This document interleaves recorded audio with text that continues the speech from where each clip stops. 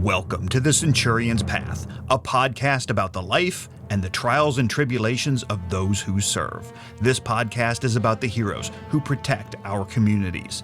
To truly understand the path of the protector, tune in with AJ D'Andrea and John McDonald, two nationally known leaders who live the Centurion's Path every day. Thank you all for joining us today. To our sponsor for today's podcast, Safe Haven Defense, preserving property, protecting lives, providing peace of mind. Welcome to our first podcast, The Centurion's Path. This is episode 1, take 36. So we're going to have a conversation about life. The podcast is really about trials and tribulations of those who serve. And people serve in a lot of ways. For us, we're responders. That's what we've done for our whole career. And I'm John McDonald. I'm joined by my dear friend and brother, AJ D'Andrea, who's my podcast partner in this. And we're really excited to be here. This is cool stuff. This is pretty cool, yeah. We're kind of finding our way through the dark for sure. But I haven't seen the light yet. So. Yeah. Hopefully we do, right? Here, right? Yeah.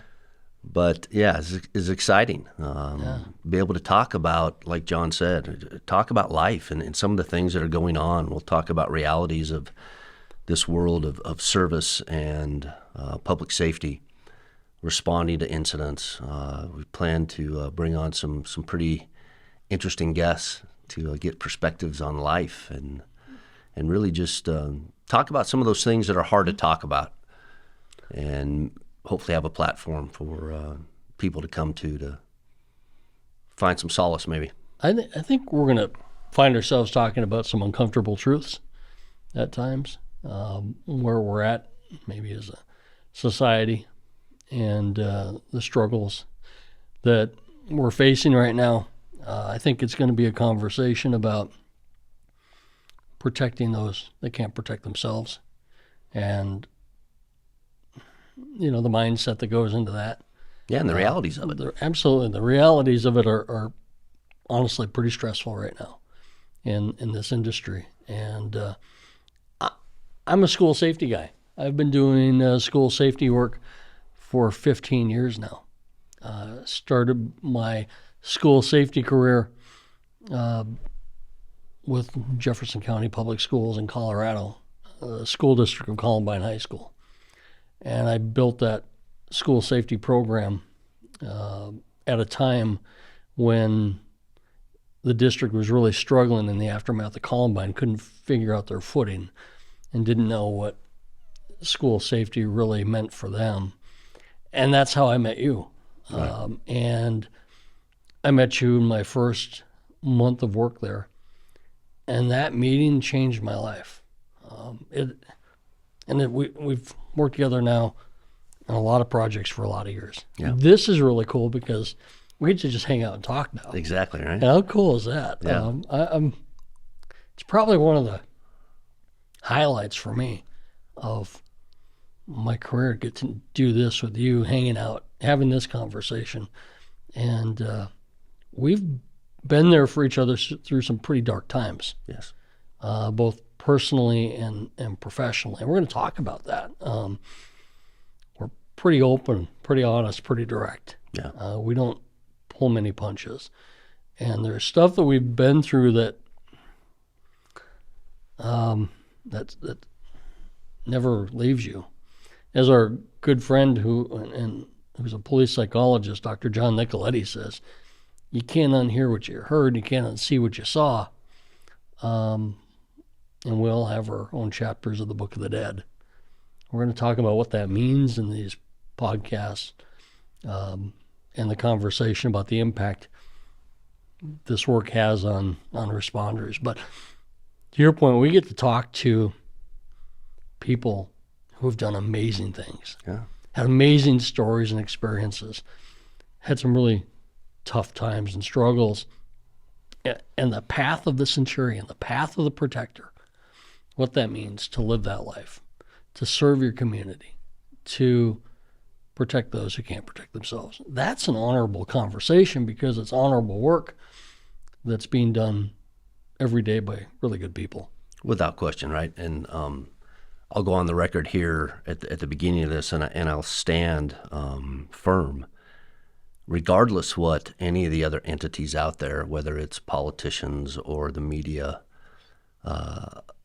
protecting those, the service of one another, whether that be law enforcement, school safety, the most honorable job on the face of the earth. I absolutely agree. And it's taken, black eye after black eye.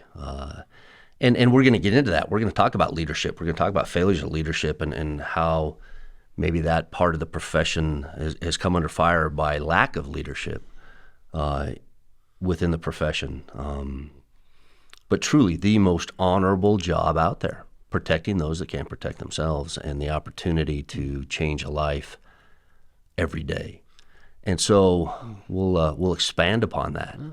And you mentioned the centurion, right? And it's kind of a big deal for us. And when we go all the way back to the Roman legions, the centurion was the one individual that was picked by not a vote, but by the soldiers, the people that were there. It was the most coveted, most honorable position, and his job was to train, prepare, lead those 100-ish individuals, and it was a very important position to have, and that's why we kind of chose that moving forward.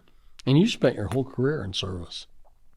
I mean, your career started back as a young rookie cop, and you had an incredible career, and just recently retired, but now going on to do amazing things. And I think, your experience in law enforcement in that world is an important conversation, because there's so many people today that don't understand what the career means to those that serve, what the badge means. Right. They see the media stories, but they don't know the people behind the badge and what they bring to the table, the sacrifice that is made day in and day out, what you have to live through to actually be able to retire on the other side. Right. That's not an easy path. No, it's not. And I think at some point I want to double back and just talk about your beginnings to where you were, and we'll go about mine as well. But I think it's problematic in the profession itself as well, as there are individuals that are intrigued by the idea of the badge versus those that want to actually do the job, and they're not intrigued by the idea. They're the ones that want to actually, roll up their sleeves and do the job. And I think within the profession there's some confusion as well, and we'll talk about that. It's changing a little bit too. Yes, it is. Generationally, I think there's a big shift and change. And I think that's an interesting conversation. I remember I was, 17 years old, and I went to the Army recruiter's office, and my dad's thinking, this is not a great idea. He has to sign paperwork, and otherwise I had to wait till I was 18. And they said, well, we do pay 100% of your college. And my dad said, where do I sign? But Take him. Right? I remember, though, swearing an oath. It was the first time in my life I swore an oath. And I remember that moment with really deep pride. There was something really special about that. I think there still is. Yeah. I think there's, taking a couple oaths in my life. But that oath that you take has to have meaning. First to you as a person, everything that you believe in, and then it extends to your community, because that's, what you bring to the work.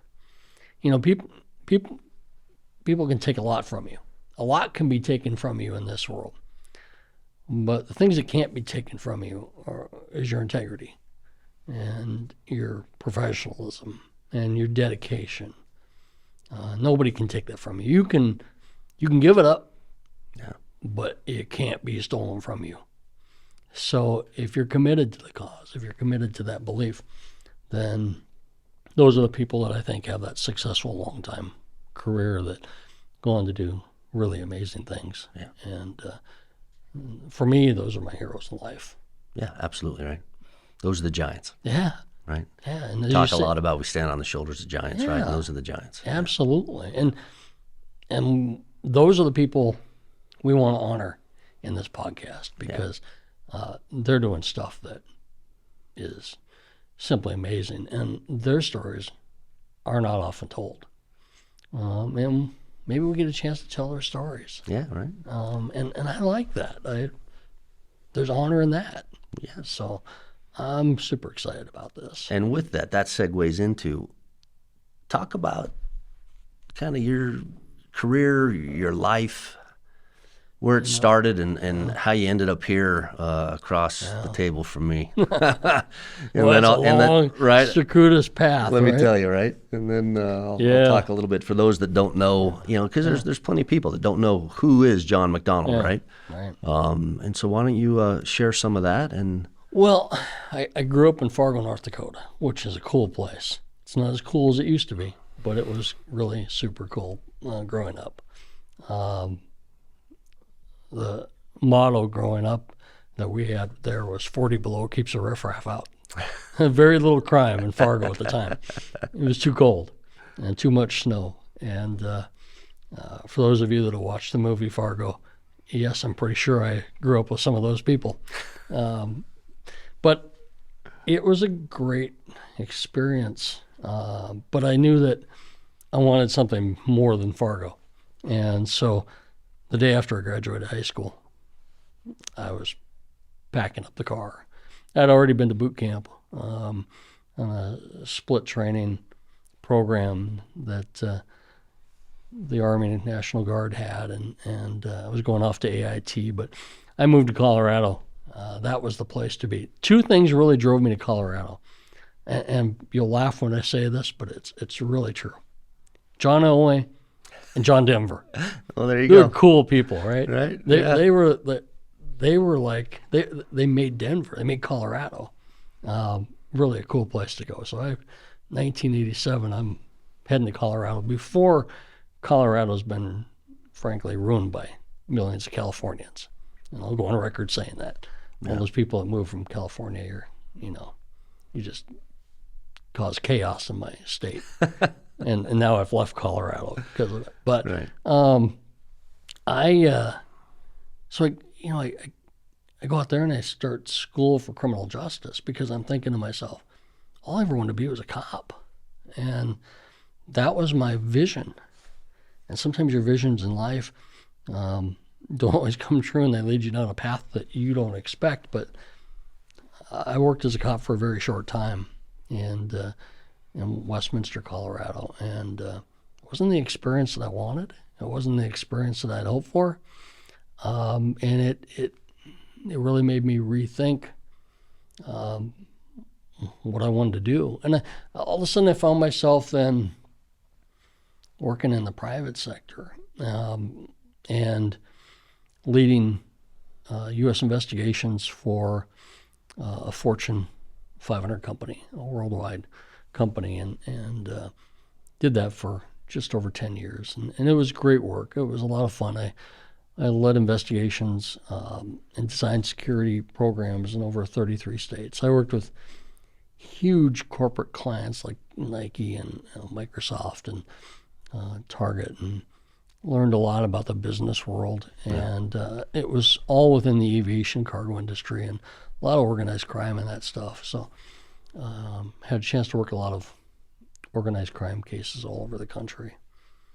And in the middle of a hurricane in Galveston, I find out that there's this job open in my hometown, Littleton, Colorado, as executive director of school safety, and I applied for it on a BlackBerry.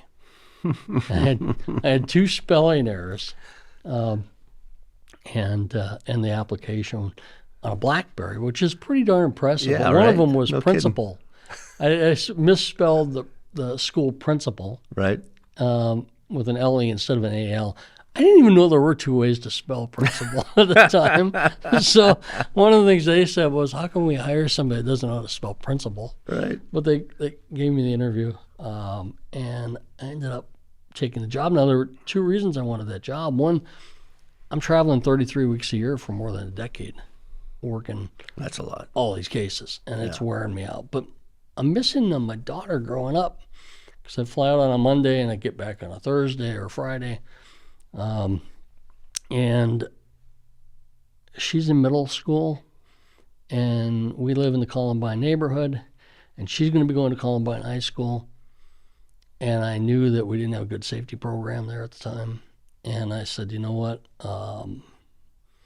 I trust in my ability to build programs. Right.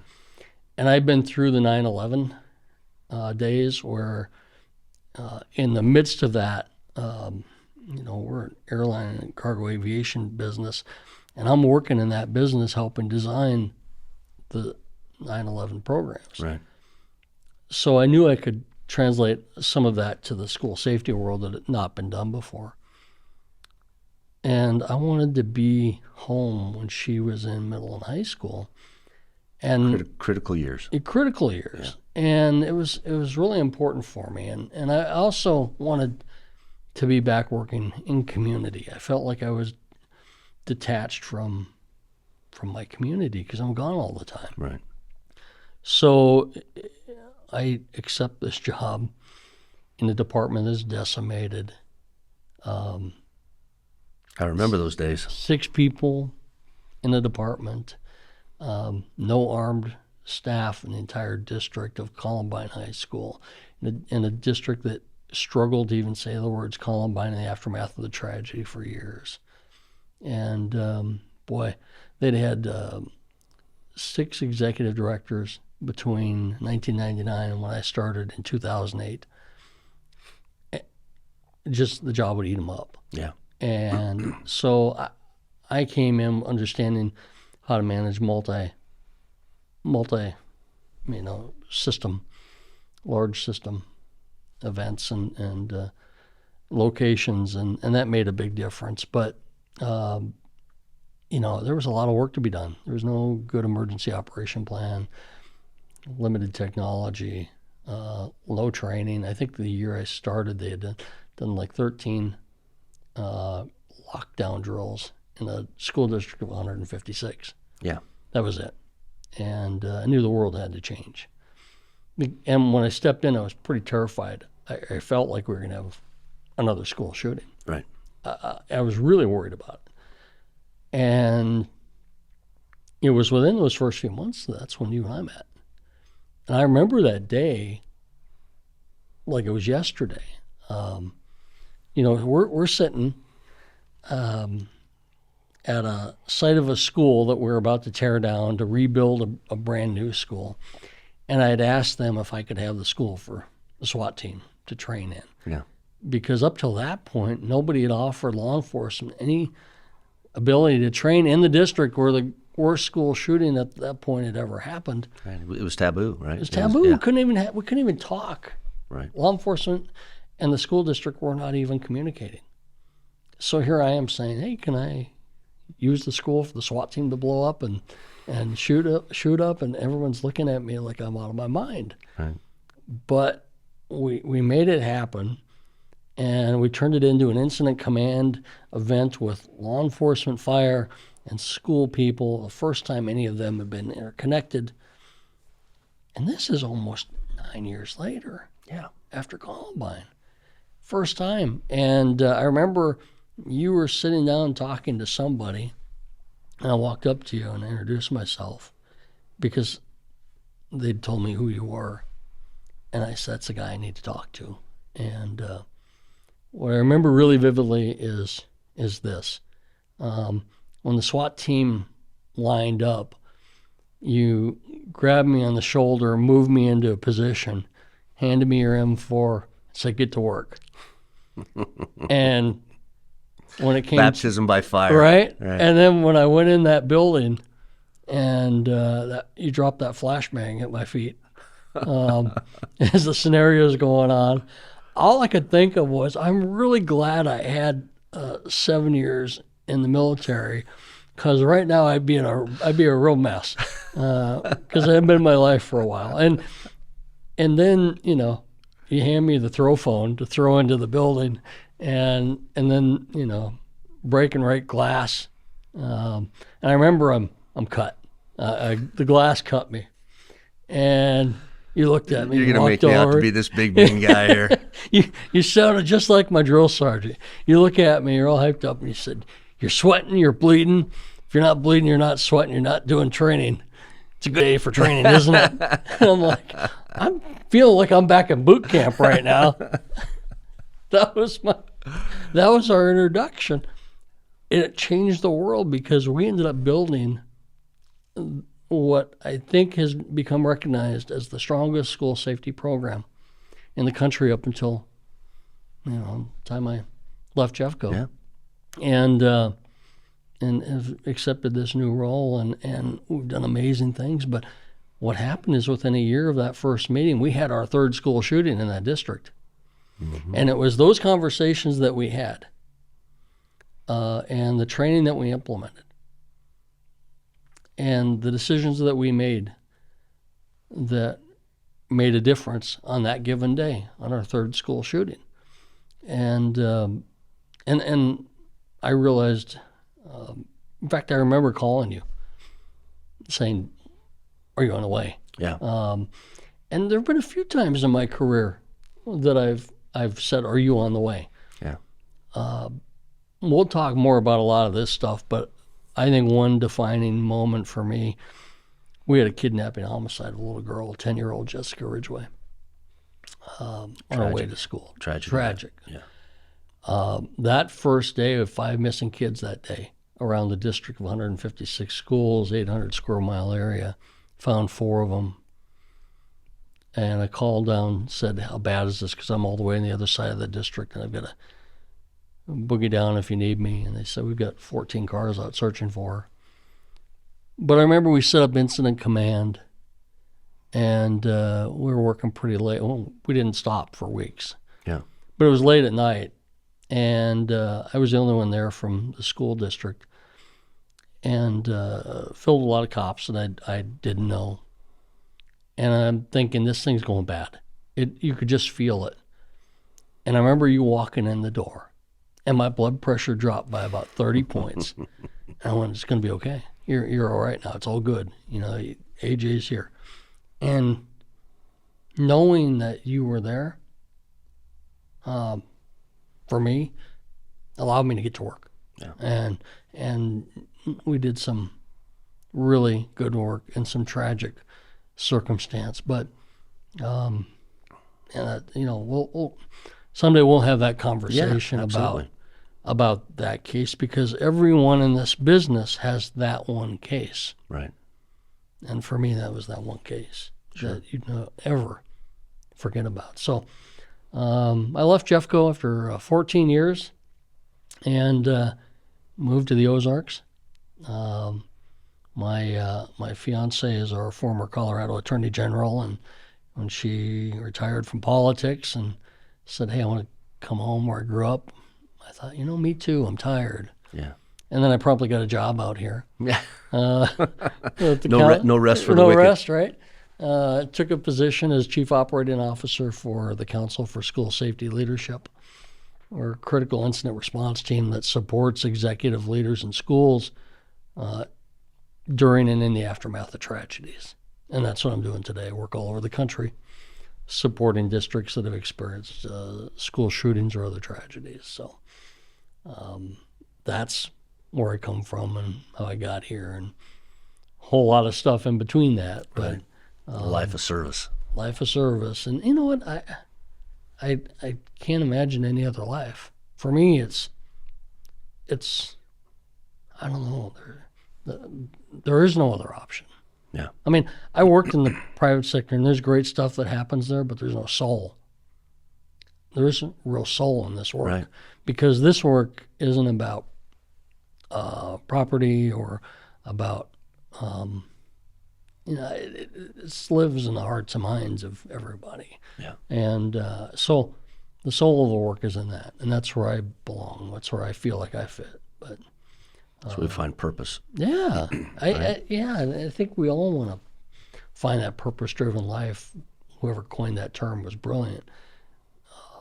I think we need that to be the best we can be, and you give everything of yourself and all that you are, all that you will be, towards that. But the payoff is really cool, because the payoff is, you did good work impacting lives, saving some lives along the way, making a difference. To me, that's a great legacy. Yeah. But, my career has been very different than yours. You've had a career for the ages, as they say. Yeah. And I don't know how you start from where you began and go through that career and you still stand here today, because that is outside the box kind of stuff. And I think people need to hear who AJ is, because who you are inspires so many in the law enforcement, in the school safety space, in that service space, because I think for a lot of us, you define what service means. Well, you hope that people can gravitate or understand that. And I'm because of my experiences, I pretty stand firm on who I am and what I do. And that can create some heartache with individuals, but that's just the way life is, right? So a little bit about myself for the listeners. I am born and raised in a town in Colorado, Arvada, which is a suburb of Denver, kind of northwest area. And that's my hometown.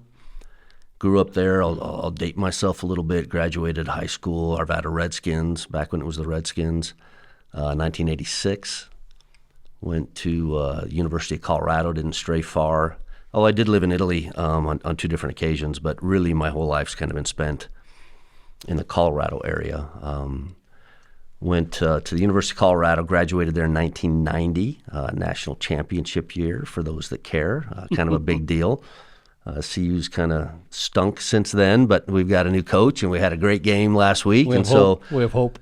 We'll see what happens. Yes, we do have hope. Almost got rid of my season tickets, and they suckered me in for a few more years now. So I'll be up at the games this year.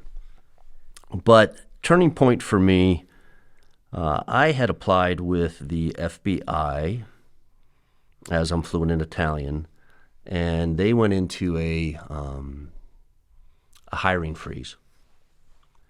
And during that freeze, a buddy of mine, who's no longer with us, he actually worked for Westminster PD, where you worked for a little while, a man by the name of Bill Mumford, tragically took his own life. And we're going to have a conversation later on one of our episodes about mental health and that type of stuff. But my buddy Bill calls me, and he says, "Hey, Arvada's hiring. What do you think?" And I'm like, "Well, I don't know. Maybe grab me an app, right? Because there was none of this internet stuff, right? You get a paper application." I remember, yeah. Filled it out, sent it in, and lo and behold, I got to go in and test. And in '93, I took the oath to serve and protect my hometown, right? One of the highest honors, serve where you grew up. Absolutely. And at that moment, Arvada was like the 12th safest city in the United States of America, right? People called it Mayberry. Nothing happens in Arvada, blah, blah, blah. Well, that day, if you would have told me, John, right, what my career would have been like, I'd have said, you're crazy. And again, my career is like really any other officer, and I believe that. You get the call, you respond. I just happened to be the guy around that, when the call came in, I was in a position to respond. And some people say I'm a magnet, a victim of circumstance. I don't know, right? But really, did nothing special other than respond to those calls. Happened to be that, I was the one in whatever capacity it was, right? And so if you would have told me that day that, I was going to be team leader on the first sweep through the center part of the building at Columbine High School, that a few years after that I'd be up in Granby fighting a bulldozer that got turned into a tank that destroyed the town, right? We can talk about that one later. A few months after that, my second school shooting, September 27, 2006 at Platte Canyon High School, where Emily Keys is shot and killed at about a distance about 4 feet from where I was as the suspect was killed. A few months after that, another major gunfight, rescuing a deputy that was pinned down by gunfire. Almost a year to the date after that, my third school shooting at Youth with a Mission Missionary School, December 9th, 2007 in Arvada. And a bunch of other things that we may get to talk about. We may not. I don't know. We'll see where this leads. But if you had told me that was going to be my career, I would have said, what? You're crazy, right? Mm-hmm. You're crazy. Those are once in a lifetime, once in a generational things, right? And compressed into a very short distance of time, and never would have even thought about any of that in the beginning of my career, and really never would have thought, the importance of school safety and how that has evolved, and the situations that our communities are faced with, to be such a large, big part of my life.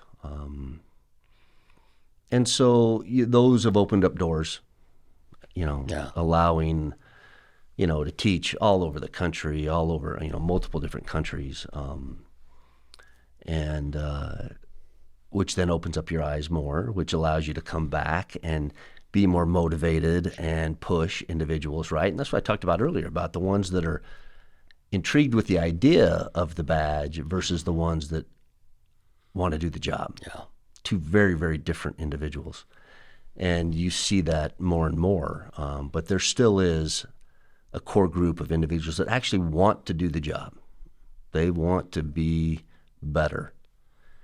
And that's what motivates us, right? To move forward, right? And we're desperate for those people. We're desperate for those people right now, right? And a little clarification for when we met. I wasn't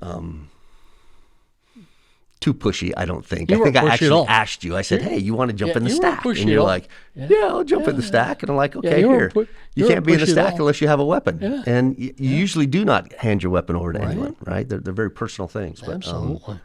We connected really quick. And I do remember, and I actually have a picture of you raking and breaking that first window. And those were good days, right? Because that's building of partnerships. That's building of trust. It's a relationship business. Yes. And the relationships that you build, I think, end up defining the work that you do. Because you can't do this alone. No. Nobody can.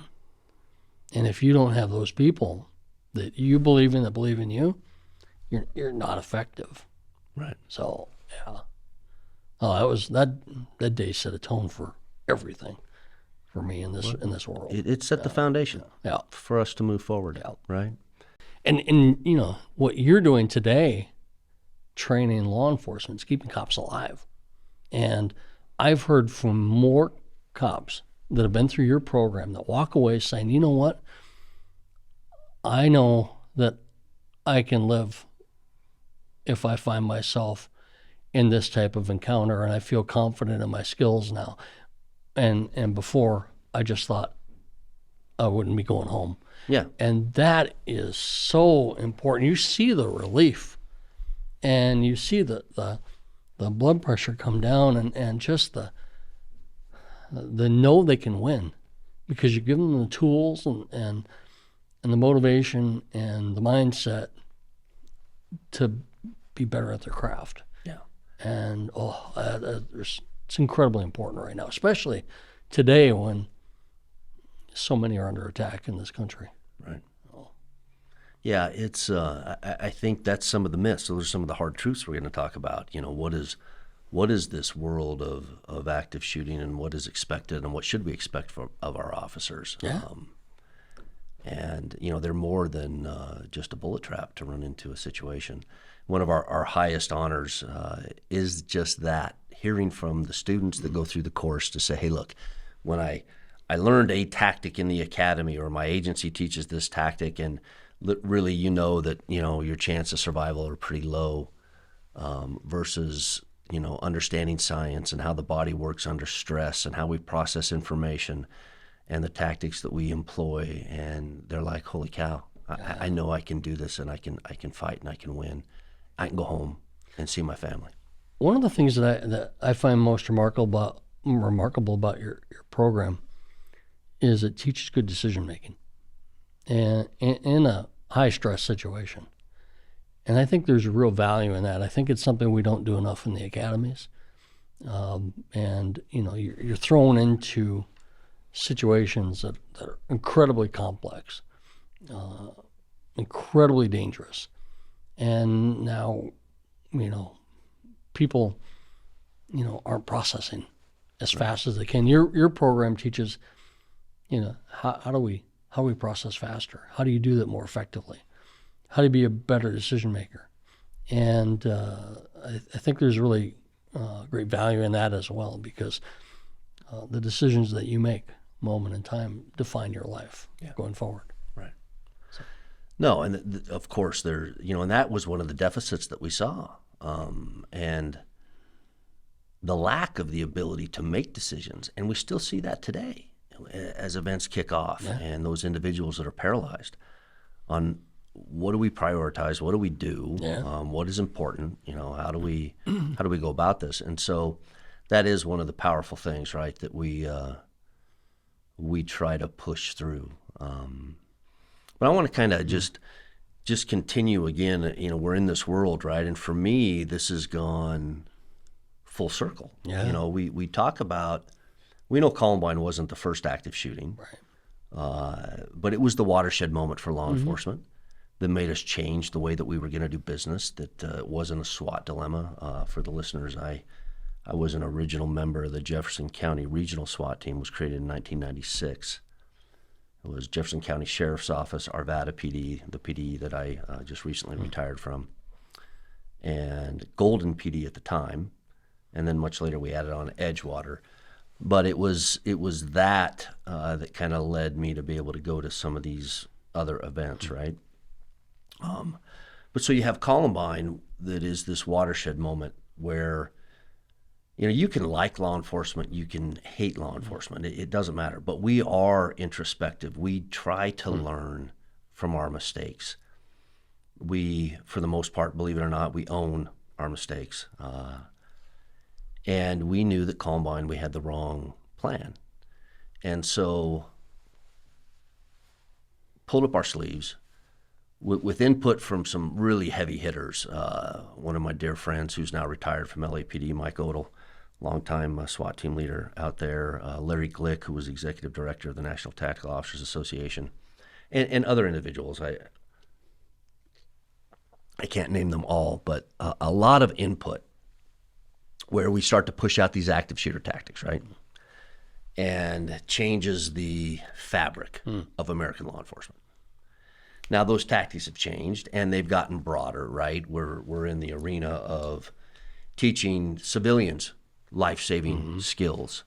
We have pushed into rescue task force where we have fire, where we're into this unified command where we're getting the decision makers in the room and trying to train them. But all this stuff kind of gets pushed out. And when I say it's gone full circle for me to the point in 2018 when my oldest daughter is in an active shooting in Thousand Oaks, the Borderline Bar, where 12 individuals are killed. Sergeant Helis is actually killed. But she will make it into the attic where she evades into the attic, and then she's texting me as this whole thing is taking place, right? And the tactics that we implemented post-Columbine become the tactics that actually rescued my daughter almost 20 years later, 19 years later, right? And so when I say it's gone full circle, when I get passionate about this, when I challenge people, that's where it comes from, right? It comes from having to walk those paths and, understanding the ramifications of the decisions or lack thereof that we make. And, being a grateful man, having his daughter rescued in a tragic thing. So that's some of the foundational stuff from me, that that is the fire that burns inside of me, that when we're sitting there one day and it's like, John, we've been through a lot of stuff and we know a lot of people, and there's a void, I think. There's a void out there to talk about some of these things, right? And Part of that's because we don't talk in our business. Right. I mean, but I'm like, hey, we should be talking about it. And you're like, well, let's do a podcast. And here we are. Yeah. Yeah. Here we are. We might only have 2 listeners, me and you. But yeah. We'll be avid listeners, though. There you go. Yeah. Well, so your daughter, who survived that tragedy, has gone on to do great things. Yes, she has. And she's setting the world on fire in the world of school safety. And speaks all over the country with you, and the two of you do an amazing presentation. And I think, when I think about, you talk about full circle, one of the things that came full circle for me is you and I started working together and getting to know each other. And one day we're taking a walk through Columbine High School, and you hadn't been back in 20 years. Mm-hmm. We realized that the classroom that my niece was in at Columbine High School on April 20th, 1999, was the classroom that you pulled out and kept safe. Yeah. And, for me, my daughter's 3rd birthday, April 20th, 1999, there's a lot of connectivity to tragedy.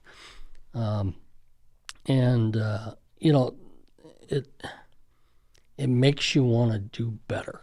It makes you want to, every child, every teacher, everybody that's been a victim of a mass casualty event, a victim of a shooting, a victim of violence, deserves better than they got. Yeah. Deserves better than we gave. And I think that commitment that you're so passionate about, that you bring to your training programs, challenges everybody to do better than we were. And to me, that's a powerful commentary. And it's one that, frankly, schools have struggled with. We're still trying to figure out how to get this right.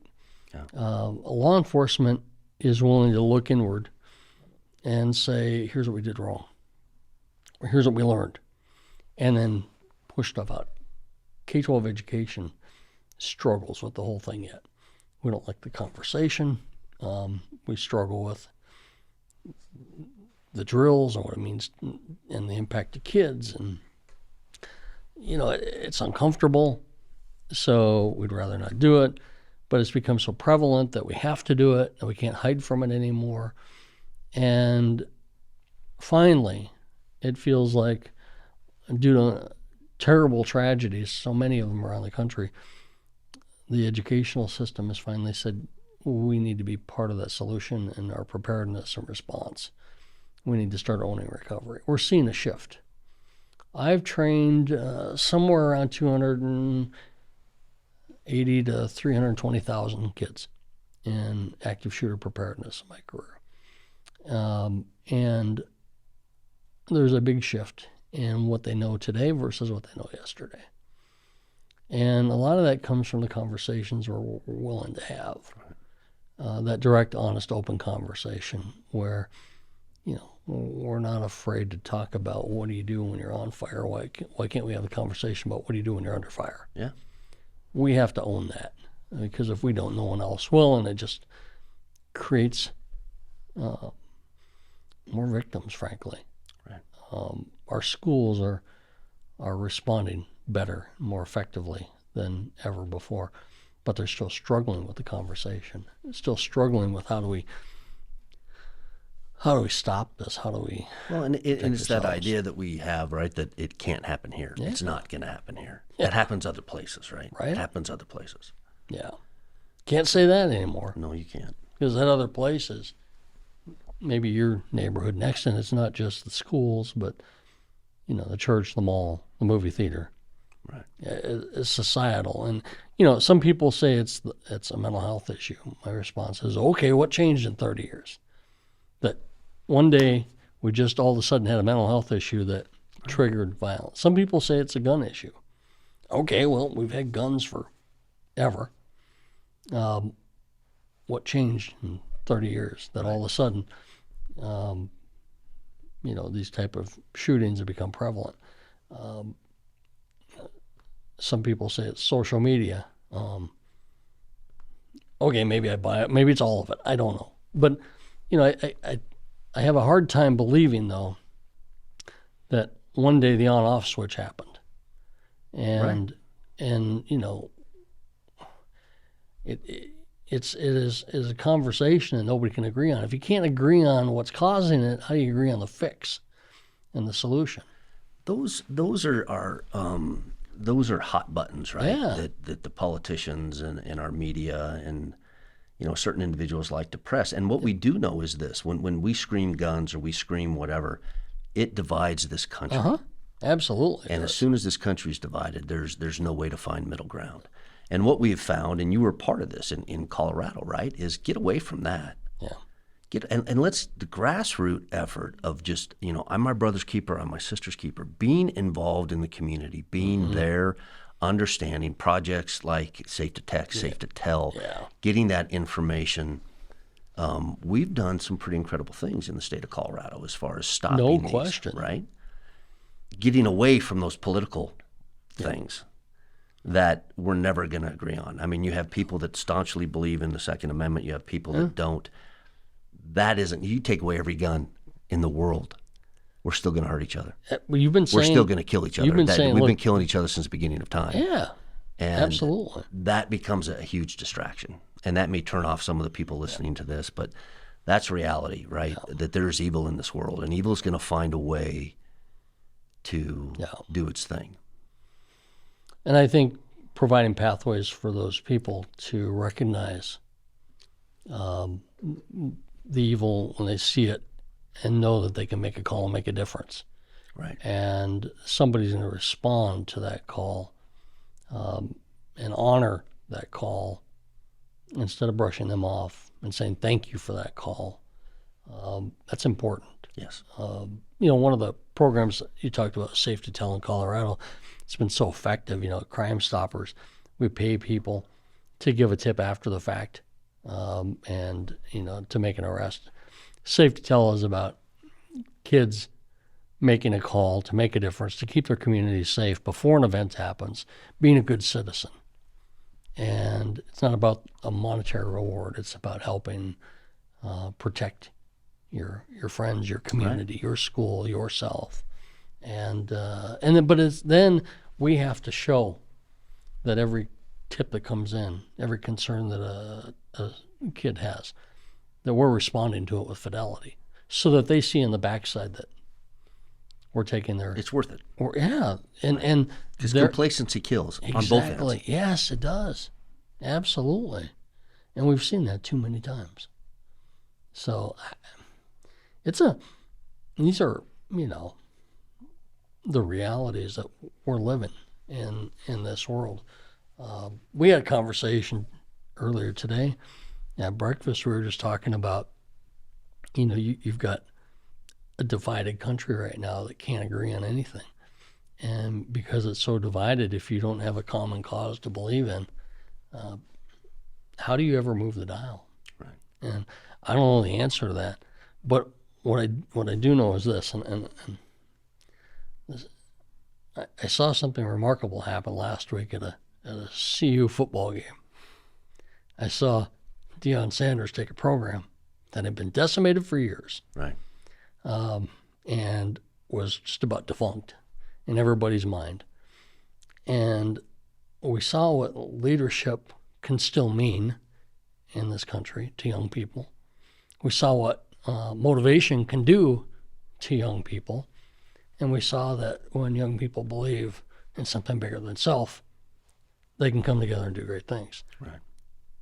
That we need about I need 10,000 more Deion Sanders in this world Right. to help. But that's the kind of leadership we need to find again in our programs, our systems, our law enforcement agencies, our school districts throughout society, maybe certainly in our politicians, because you have that, and I think that's the hope. But boy, it's a struggle otherwise, because otherwise you're just slogging through and everybody's divided, and nobody's having a conversation, and you can't agree to even disagree. Right. Yeah, you can't make a point, right? No. Because you're afraid of offending someone else. Yeah. Right? And that becomes problematic because it's the real conversations, and those are hard, right? Is what puts us on the path to be able to do things just a little bit better and make the changes that need to be made. I've noticed that you're not afraid of, direct talk with people. And sometimes that's off-putting to a lot of people, especially in this day and age. Yeah, right. It's being direct can be seen as you're in whatever. Yeah. It's not appreciated. Yeah. Everything's nuanced now. Yeah, right. Yeah. And that's not my world. No, I promise to be even on this podcast to be very direct and honest and sincere in what I'm saying. I think if you don't owe it to anybody else, you owe it to yourselves to be that. Yeah. Right? Because otherwise, what's the point? What's the point? So, Right. Yeah, I agree. It's an interesting pathway through all It this. is. So you just retired. I just retired. Yeah. After 30 years. Yeah, May 1st was my last day. How's that feel? Amazing. Yeah. Yeah, amazing. And what are you doing now? In 2013, I started Centerio training and consulting, and so I'm doing that at a rate that I never thought would happen. I'm busier now than I have ever been,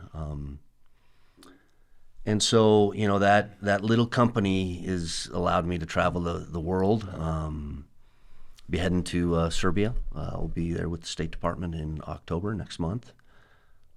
It's opened up a lot of doors and really just kind of catching my breath, right? After a crazy, career. Although I have to say, the last 5 years of my career were a different kind of stress, right? As you know, for the listeners, I retired as deputy chief, became deputy chief of my organization in 2018. And that's a totally different type of stress, different type of position. You don't really feel like a cop anymore. You lose those intimate moments to lead. Like, our informal leaders, our sergeants, our lieutenants that are out there on the streets, having those opportunities. But you are much more influential in what you try to get accomplished and what you do. But I will tell you that it's, I don't miss the job. I don't miss the day in and day out. There are certain individuals that I miss. Sure. And I think that goes with anyone that retires and moves on. 30 years in one place is a long time. That's a long time. That is a long time. And I love the profession and will always be an advocate, although sometimes we're our own worst enemies, right? Yeah. But we'll always be an advocate. But, yeah, I mean, one of the senior sergeant who retired a while ago, a guy by the name of Mickey Romer, I talked to him and he's like, every day's Saturday, I haven't got there yet, right? Because I'm too busy. I mean, here I am, right? It would be nice to get to a place where every day's Saturday and, but that passion to train, that passion to, you have a choice. You go through these critical incidents and there's kind of two choices. You become cynical and angry and mean and dark. A lot of finger pointing and that kind of ugly path. And we all kind of go through that, right? But you can stay there or you can move on and try to look at the situation through a critical lens and say, okay, this is what happened. It's going to happen again. How can we learn and go forward? And that's always been the driving factor for me. to be able to say, okay, I own my stuff, mess this up, but let's find a way to do it better, right? And I'm in a position now with this small company and just where I'm at, where I can really focus on trying to make some of these things better and having systems and tactics and training and the right tools to be able to push out so that the lives that have been lost over the years in these incidents aren't in vain, right? We're learning from them and we're pushing things forward. And so it's been a fun endeavor so far, and I look forward to some of the opportunities that are coming forward to be able to continue to train and teach. And at the latter part of our career, when physically you can't be that guy. I mean, SWAT work is exhausting. It's hard on the body. Police work is hard on the body. That at least the brain's still sharp, and we can train and we can teach, and we can teach that younger generation. So that's kind of what I'm doing, and carrying your bags. Right. I mean, I carry your bags. Yeah, that's my full-time job. But yeah. Well, you talk about you have a choice. What path you take. You can either be angry. You can decide to make a difference. I'm reminded of a young man, Columbine High School, Patrick Ireland, the young boy who climbed out of the window, fell into the arms of SWAT. Took him, I think, an hour and a half to move 20 feet to that window after he'd been shot in the head. And Patrick later said something at 16 that has always stuck with me ever since I first heard it. He said, you can choose to be a victor or a victim. It's your choice. Yeah. What path you go down. And I think, that's not unlike the path you're talking about, because it's easy to get caught in the crisis trap, right, as I call it. And you just spin. And the more you spin, the more struggle is to get out because the tire... More toxic it becomes. Exactly. Yeah.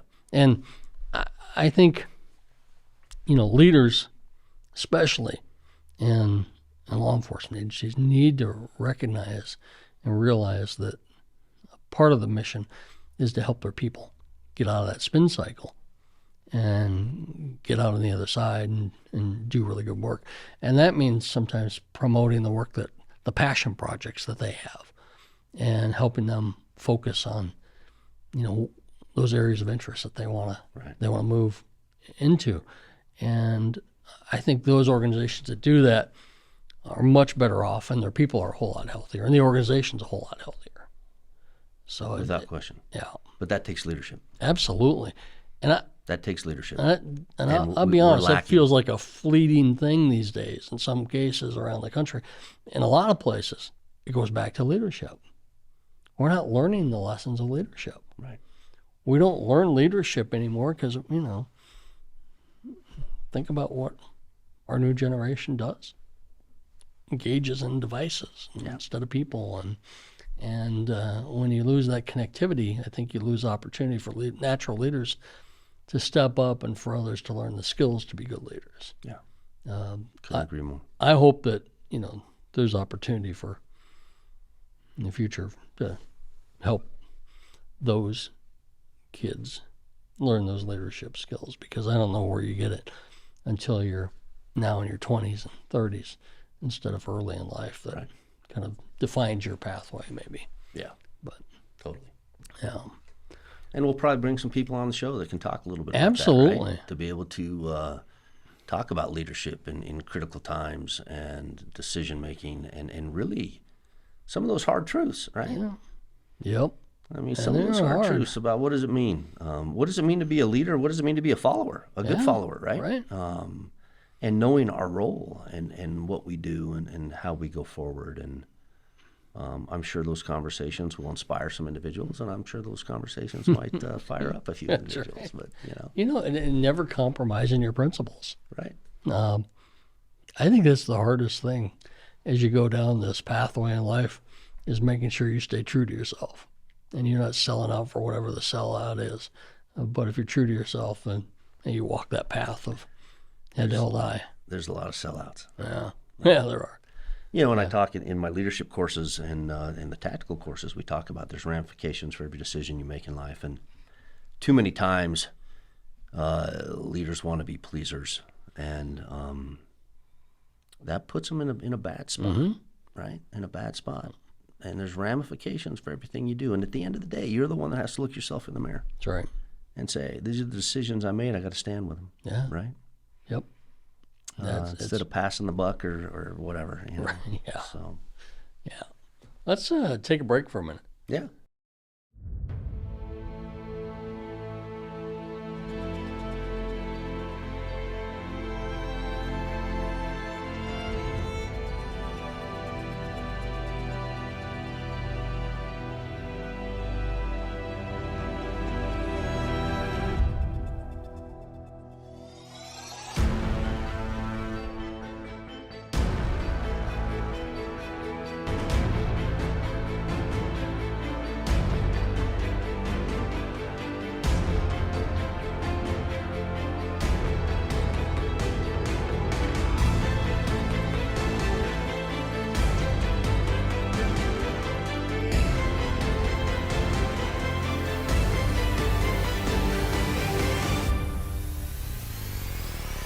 Safe Haven Defense, preserving property, protecting lives, providing peace of mind.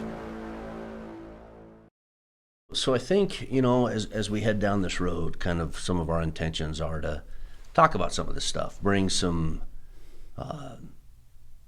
leaders in law enforcement, leaders in the community, individuals to get their perspectives in this world of whether it be leadership or safety or what we're doing, and just have those conversations. I think that's kind of what our intentions are, right? Yeah, to move forward. And so we've got the potential for a really exciting, our first guest. I'm excited about that. I'll get that figured out next week. He's committed verbally. He's got to make sure that he doesn't get cold feet, which I doubt he will.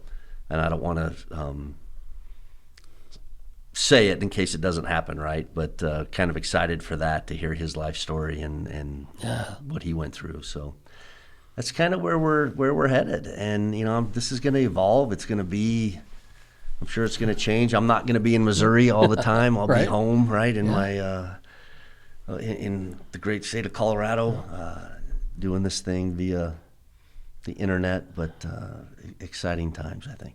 We'll end the podcast as we always will, and this is a quote that you first introduced me to. Okay. But I'll change it up just a little bit. All right. All right. I'll sit here and see how you change my words. For AJ DeAndrea and John McDonald, we're signing out our podcast with this. To us, the Centurions, and those like us, damn few left. Damn few left. We're out. Thank you to Safe Haven Defense for sponsoring today's podcast and for walking the Centurion's path with us. Safe Haven Defense, preserving property, protecting lives, providing peace of mind.